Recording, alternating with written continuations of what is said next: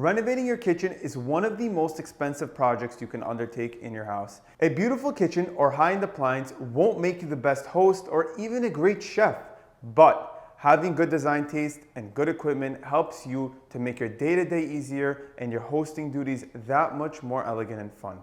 Over the years, I've designed hundreds of kitchens. There are certain factors that are standard that universally determine the cost of any kitchen. If you're working on a budget, and yes, even a billionaire is on a budget, you're going to have to make compromises to determine where to spend your hard-earned money. And that's what this video is all about. It's a breakdown of where the biggest cost is in building a kitchen and give you the power to determine what truly matters in your design. This isn't a ranked list, but there are definitely some items towards the end that you don't often consider being a big cost point and might be surprising. Let's not waste any more time and get right into it. Hey guys, welcome back. My name is Ori Zangi and aka The Kitchen Guy. My family and I have designed hundreds of custom kitchens for 60 plus years in the New York tri-state area. I'm here to help you guys throughout your kitchen design process. Right off the bat, I'm gonna start with probably the most obvious one, and that's level of customization. You can go to any big box store and buy a ready-made kitchen cabinet right off the shelf. That works perfect if you're trying to flip a home or go from a non-functioning kitchen space to at least bare bones.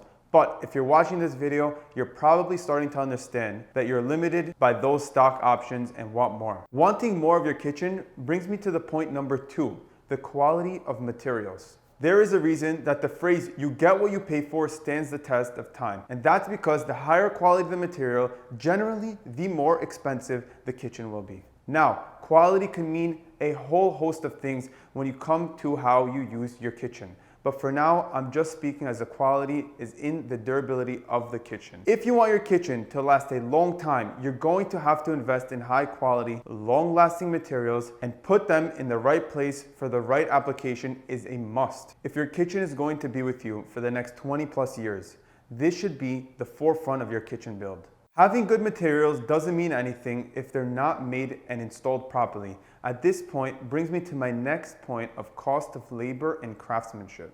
I'm sure everyone has had a situation where they went to hire someone for a task and the results were not reflective of the quality you were expecting. Every contractor deserves a fair handshake, and there are many factors that influences a contractor's performance on any given job. But generally, a higher level contractor determines a premium in terms of cost. This is both in the factory, in the shop, crafting your material prior to installation, and the field guys prepping the kitchen and making the final install. All of these cost money, and the higher end materials you buy, the more skilled these laborers have to be and fabricate and install all of them. Materials don't just come encompassed raw goods, such as stone and wood.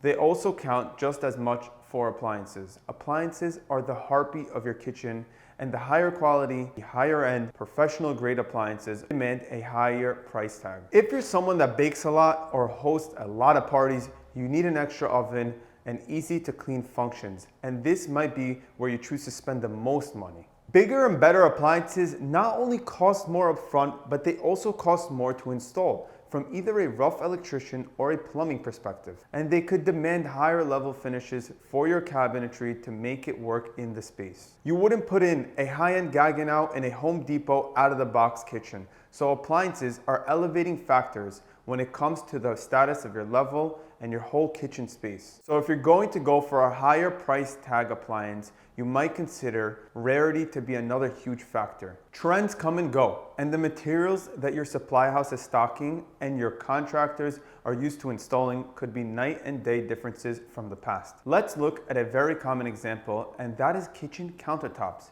You can have a whole host of different materials, from man-made porcelain stones to granites to marbles, and even in the marble category, you have high-end rare marbles that just balloon the price like crazy.